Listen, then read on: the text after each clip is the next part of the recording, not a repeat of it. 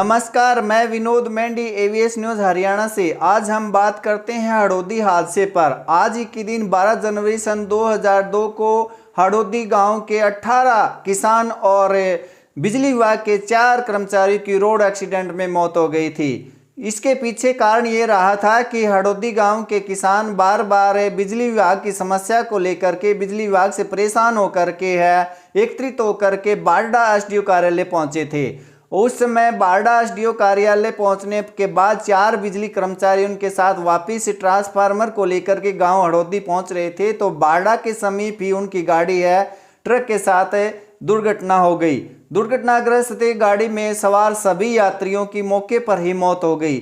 ऐसी दर्दनाक घटना आपने शायद कभी सुनी हो, देखी हो, लेकिन उस समय गांव हड़ौदी में सन्नाटा छा गया था। आसपास के गांव तक के चूल्हे उस दिन नहीं जले थे। मैं बताना चाहूँगा कि उस समय हड़ौदी गांव का कोई भी परिवार उससे अछूता नहीं रह पाया था।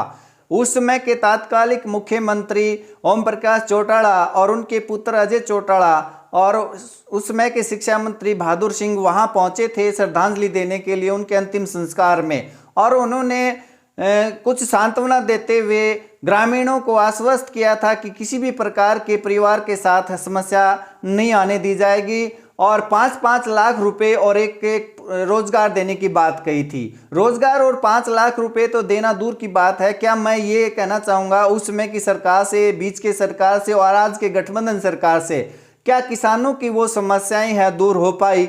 जिस समस्या को लेकर के 18 किसान एक ही गांव के शहीद हो गए, क्या वो समस्याएं आज नहीं हैं? आज भी उस श्रद्धांजलि सभा में अनेक लोग पहुंचे, चाहे वो समाज के संगठन के लोग हों, खापों के प्रतिनिधि हों या राजनीतिक आदमी हों, सभी ने वहां पहुंच कर के अपने अपने तरीके से उस स्पष्टीकरण दिए। लेकिन क्या किसानों की समस्याएं जस की तस बनी हुई नहीं है? मंडियाली कांड हो चाहे कादमा कांड हो, अनेक ऐसी घटनाएं घटी हैं पीछे इतिहास में जो किसानों की मांगों को लेकर के किसान एकत्रित हुए, उन पर कभी गोलियां चलाई गई, कभी रोड एक्सीडेंट में मारे गए, तो कभी जेल मुकदमों में उनको डाल दिया गया। तो मैं ये कहना चाहूँगा कि न तो समाज के लोग उससे सचेत हो पाए हैं, न नेताओं को तो अब उनकी दूर की बात है कि वो किसान की समस्या को हल कर पाएंगे। उसमें धार्मिक, बिल्कुल प्योर धार्मिक सिख आइडेंटिटी के लोग भी थे। सारे के सारे लंगर गुरुद्वारे चला रहे थे, वो भी थे। और इसमें सबसे ज्यादा किसी की हाजिरी थी वो इन तीनों विचारों से अलग किसी के साथ जुड़े हुए भी नहीं थे, अपने आप ही थे।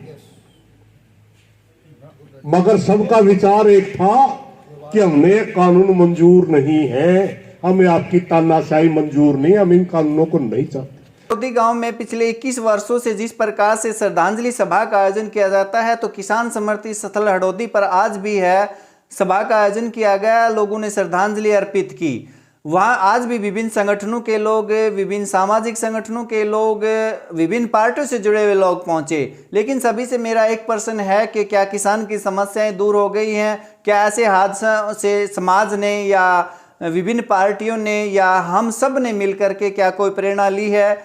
आज भी किसान की समस्याएं वैसी ही बनी हुई हैं। आज भी बिजली की समस्या बारडा में काफ़ी है। 1 घंटा मात्र बिजली दिन में मांग की जाती है किसान यूनियनों द्वारा या संगठनों द्वारा कि दिन के समय पशुओं के पानी के प्रबंध के लिए 1 घंटे दिन में बिजली दी जाए, लेकिन वो समस्या शेड्यूल की चेंज नहीं हो पा रही है। उसी प्रकार से बारडा में 10 MVA का ट्रांसफार्मर रखा हुआ है, काफ़ी प्रयासों के बाद वो किसी तरीके से वो पहुंचा है, उसे को भी चालू नहीं किया जा रहा है। तो क्या उसी प्रकार से लोग एकत्रित होकर के गाड़ियों में बैठ कर के इस प्रकार का धरना प्रदर्शन करने के लिए पहुंचेंगे और इसी प्रकार के रोड के हादसे में शिकार हो जाएंगे?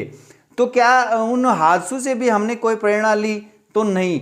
कि चाहे मंडियाली कांड रहा हो चाहे कादमा कांड रहा हो, इसी प्रकार के किसानी मुद्दों को लेकर के ये घटनाएं घटी हैं। अभी पीछे 13 महीने किसान आंदोलन भी चला है, उसे भी किसी किसान यूनियन ने, किसी भी राजनीतिक पार्टी ने या किसी भी समाज के संगठन ने प्रेरणा नहीं ली है।